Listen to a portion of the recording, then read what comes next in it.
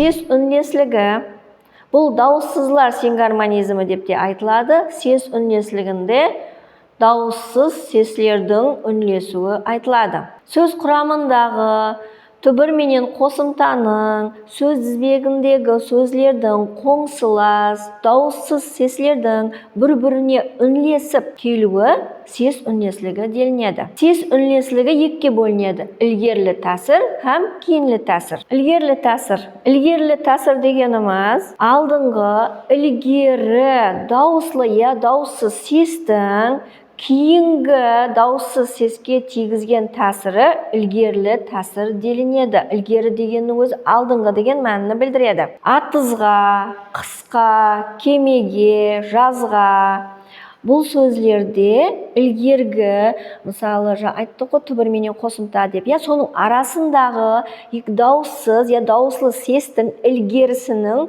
кейініндегі сеске тәсірі, бұл жерде кейініндегі сеске тәсірі дегенде түбір сөзге қосымта қосылған уақытта алдыдағы сеске үнлесіп қосылады. Мысалы алдындағы түбірдегі яғни сөз тізбегіндегі алдыңдағы сес қандай сес болса, үнлі болса я дауыссыз сес болса, ізіндегі қосымтаны да соған қарап қосып алады, соған қарап үнлестіріп жібереді. Бұл жазуда қолданылады.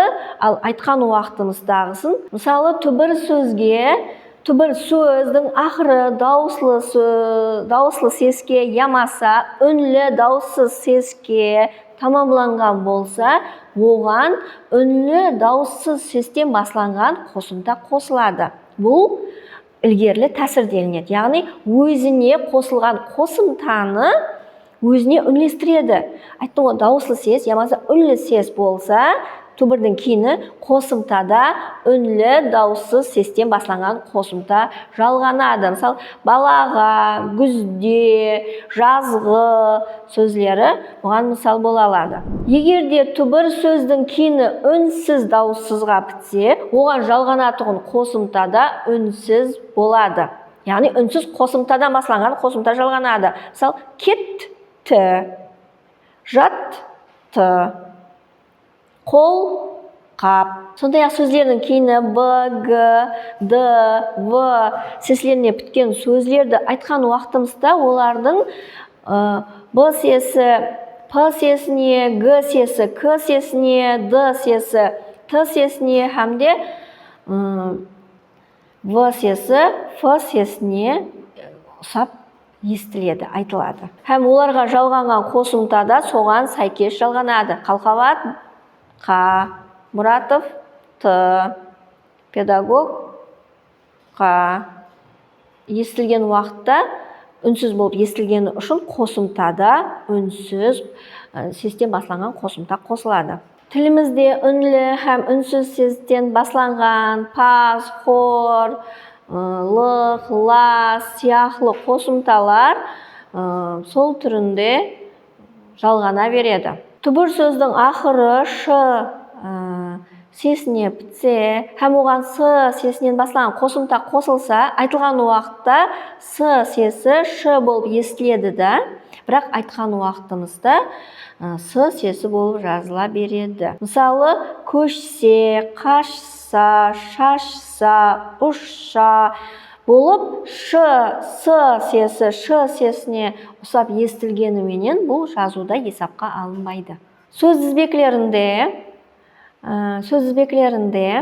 егерде сөз тізбегінің бірінші сыңары дауыслы сеске ямаса үнлі дауыссызға тамамланса, ал сөз тізбегінде кейінгі сыңары үнсіз сестен басланған қосымта, үнсіз сестен басланған сөз тізбегі айтылған уақытта үнліге айтылады.